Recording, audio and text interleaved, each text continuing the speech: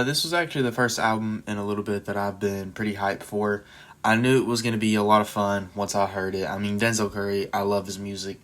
I've always been a fan of Denzel since Taboo dropped. I remember me and my friends used to be like, we all had our phases where he was like one of our favorite rappers. I think he was never my favorite, but he was definitely at one point in my top 10.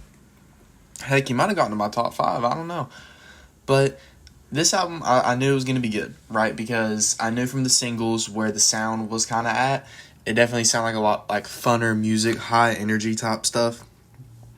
And it 110% delivered.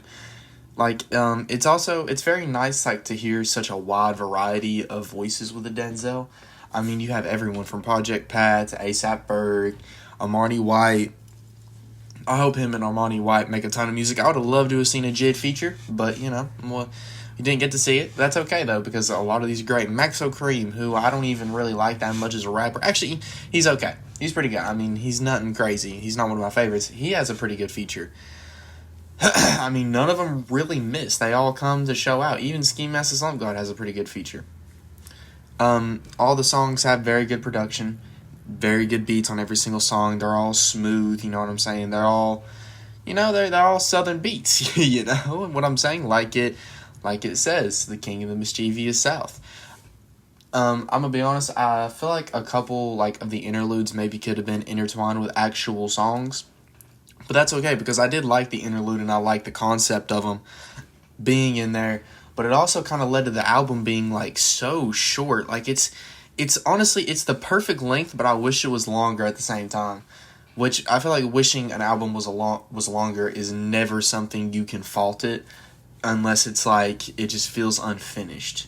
But this feels finished. I wish it was longer, I almost didn't realize that the album was over after I heard the song with A$AP Rocky and what's the other guy? What was his name? I don't even remember his name. That's a really good song, by the way. That's one of the highlights.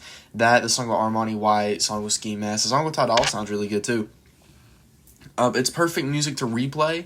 It's so much fun to listen to. You can play it in any kind of environment that isn't a depressing environment, obviously, and it's gonna hit. It's gonna hit hard.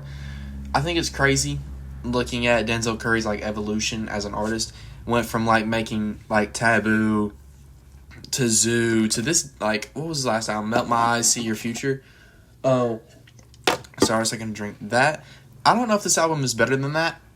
I'm gonna be honest. I do love hearing voices, multiple voices on Denzel with Denzel, but come on, man, cut them off that second verse and make it yourself, because I never really felt like Denzel was getting outperformed by a feature.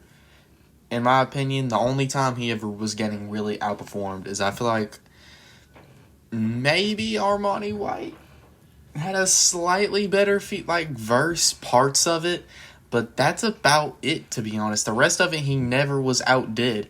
If anything, they all they all brought their own contributions to the song and made it really good. That's what a feature's supposed to do.